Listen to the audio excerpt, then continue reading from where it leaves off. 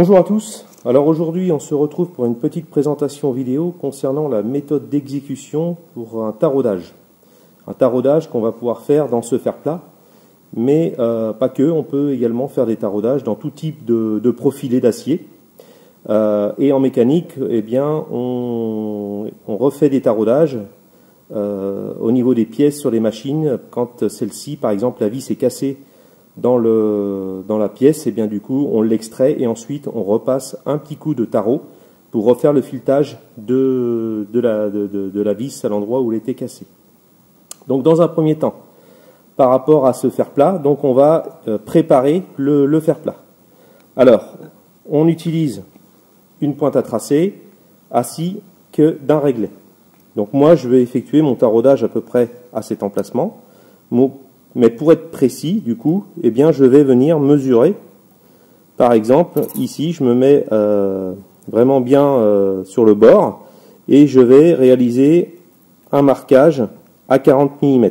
Donc ici, comme ceci. Donc, on marque avec la pointe à tracer. Ensuite, on va utiliser ce qu'on appelle l'équerre à chapeau. Donc l'équerre à chapeau, je vais venir la positionner bien sur le bord ici. Et je vais la faire glisser jusqu'à l'endroit où j'ai réalisé mon marquage, comme ceci. Et à partir de là, je vais pouvoir bien marquer avec ma pointe à tracer tout du long de la largeur du fer plat, comme ceci.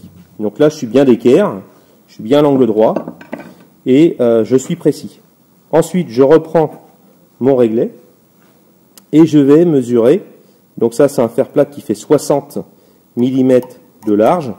Et là, je vais réaliser mon taraudage à 30 mm, c'est-à-dire au milieu. Et là, à ce moment-là, eh bien, hop, je fais mon repère à la pointe à tracer, comme ceci. Donc, à l'intersection de mes deux droites, eh bien, j'aurai mon petit coup de pointeau. Donc le pointeau, c'est cet appareil avec une pointe ici. Et donc je vais poser mon pointeau ici à l'intersection de mes deux droites. Et je vais, avec le marteau, frapper fortement sur mon pointeau pour marquer le fer plat.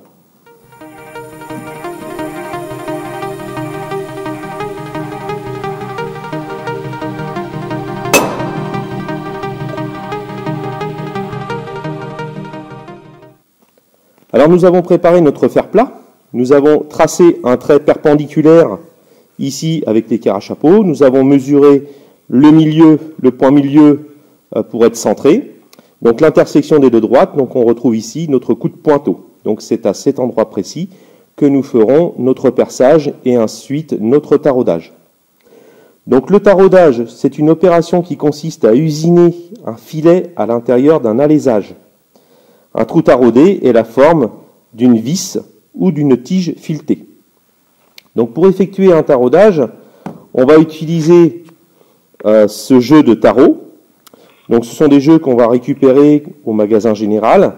Donc vous avez le premier tarot ici qui s'appelle l'ébaucheur. Donc on voit ici par sa forme qu'il est beaucoup plus conique. Donc c'est l'ébaucheur, c'est lui qui va préparer le travail. On va retrouver ici une collerette qui définit que c'est le premier tarot à utiliser. Ensuite, on va utiliser le deuxième tarot, qui est un tarot intermédiaire, donc qui est un petit peu moins conique à son extrémité. Et on va retrouver deux traits ici pour dire que, effectivement, c'est le deuxième tarot à utiliser. Et le dernier, qu'on appelle le finisseur, c'est le tarot finisseur, qui est beaucoup moins conique ici à son extrémité. Donc c'est le dernier tarot qu'on va utiliser pour finaliser le taraudage. Pour utiliser ces tarots, on utilise un outil qu'on appelle le tourne à gauche. Donc c'est cet appareil-là qu'on récupère également au magasin général. Donc le tourne à gauche, on le dévisse ici. Et on va pouvoir mettre son tarot dans le tourne à gauche, comme ceci.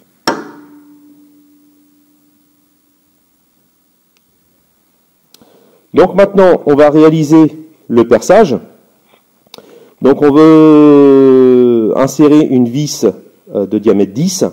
Donc bien évidemment, on ne va pas pouvoir percer à 10. Le dernier forêt, ça ne sera pas un forêt de 10, puisque sinon on n'aura plus assez de matière pour réaliser notre taraudage. Donc on va d'abord commencer par un petit forêt, un forêt de 4 ou 5 mm de diamètre. Ensuite, on va utiliser un forêt de 6, et puis on terminera par un forêt de 8,5. Pourquoi ? Parce qu'on utilise un jeu de tarot, donc c'est du M10 par 150. Donc M10, c'est le diamètre final, le diamètre de la vis, ou de la tige filetée, et 150, c'est le pas de vis. Donc je vous mettrai un petit peu plus loin dans la vidéo les différents pas de vis que l'on peut retrouver. Donc on a des pas de vis fins, des pas de vis standards et des pas de vis un peu plus gros. Donc nous, on va utiliser, donc ce jeu de tarot, c'est du M10 par 150. Donc ça veut dire qu'on a un pas de vis de 1,5. Donc on va faire un petit calcul mathématique. On va soustraire le diamètre de la vis moins le pas de la vis. Et c'est ce qui va nous déterminer le diamètre du perçage final. Donc là, à l'occurrence, 10 moins 1,5 est égal à 8,5. Donc ça veut dire que mon diamètre, mon perçage final, ici, doit être à 8,5 mm. Donc c'est ce qui va nous permettre de garder un petit peu de matière pour réaliser notre filetage à l'intérieur de l'alésage.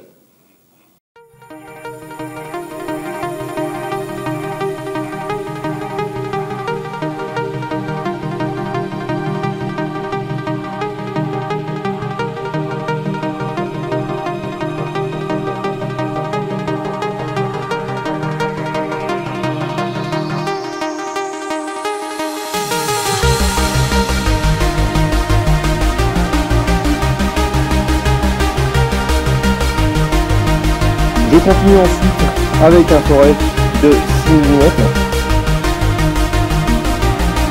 Donc là, je vais régler ma machine pour 425 tours par minute.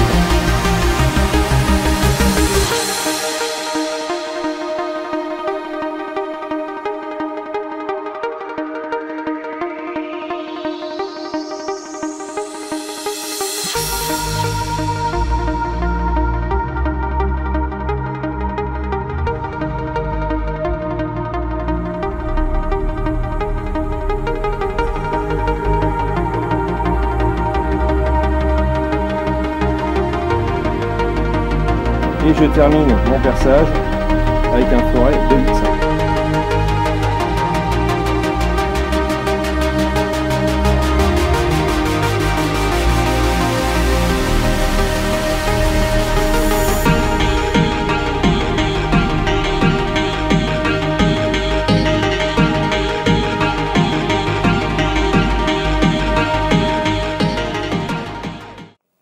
Alors une fois qu'on a réalisé notre perçage donc avec un diamètre de 8,5, donc on va utiliser le tourne à gauche avec le tarot ébaucheur, donc qui est beaucoup plus conique à son extrémité.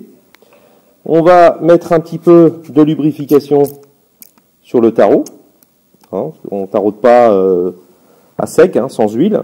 Et ensuite on va mettre notre tarot bien perpendiculaire par rapport au fer plat.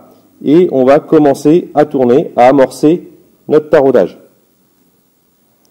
Alors on appuie légèrement tout en regardant, vérifiant qu'on soit bien perpendiculaire.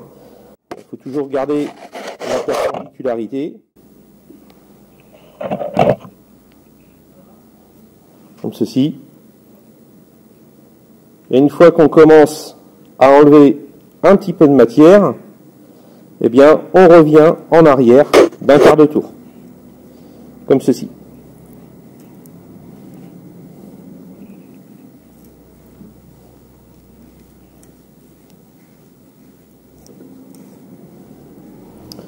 Donc on revient d'un quart de tour pour casser les copeaux, casser les copeaux pour débourrer le tarot.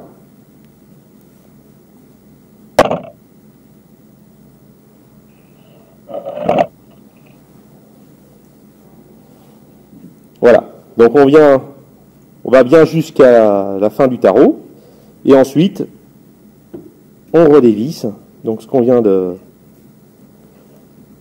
d'usiner, et on va ensuite passer au deuxième tarot, qui est le tarot intermédiaire. Donc celui qui a les deux bagues à son extrémité ici, les deux bagues. Donc ça c'est le tarot intermédiaire. Pareil, on lubrifie un petit peu le tarot, on met un petit peu d'huile, on se repositionne bien perpendiculaire. Le tarot doit toujours être perpendiculaire au fer plat, et on commence à tourner dans le sens horaire. Et dès qu'on sent que ça force un petit peu, on revient en arrière pour casser les copeaux, et ensuite on continue. Normalement c'est un tour et je reviens d'un quart de tour. Je fais un tour et je reviens d'un quart de tour. Un tour, un quart de tour. Alors, si vous cassez pas les copeaux, ça va forcer, forcer, forcer, et vous allez casser le tarot dans l'alésage. Voilà.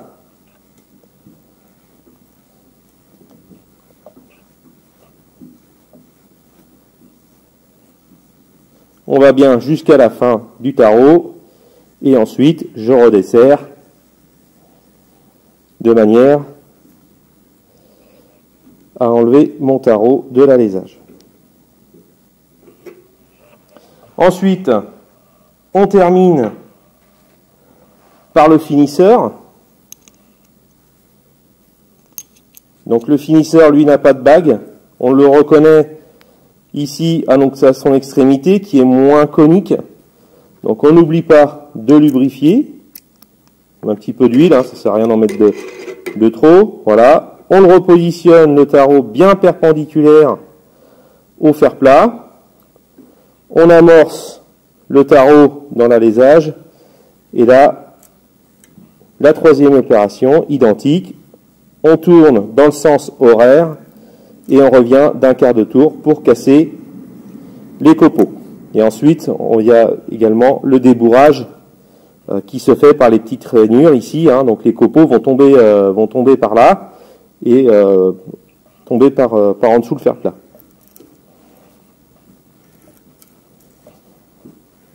Voilà, je fais un tour, je reviens, un tour, je reviens. Je vais bien jusqu'au bout de mon taraudage, de mon tarot, et ensuite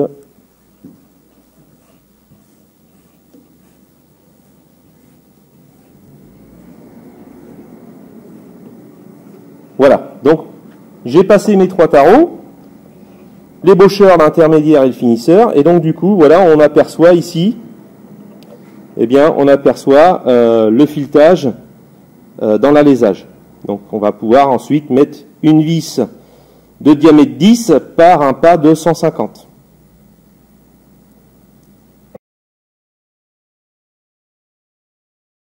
Donc là, j'ai une vis de 10 par 150, donc on voit bien que la vis, ici, eh bien, se visse correctement dans l'alésage. Donc, on valide notre taraudage, donc le taraudage est bien réalisé. La vis est également bien perpendiculaire par rapport au fer plat. Donc là c'est tout bon. Voilà. Donc on arrive bien à l'insérer, notre vis, et donc elle se divise également correctement. Donc là on est bon.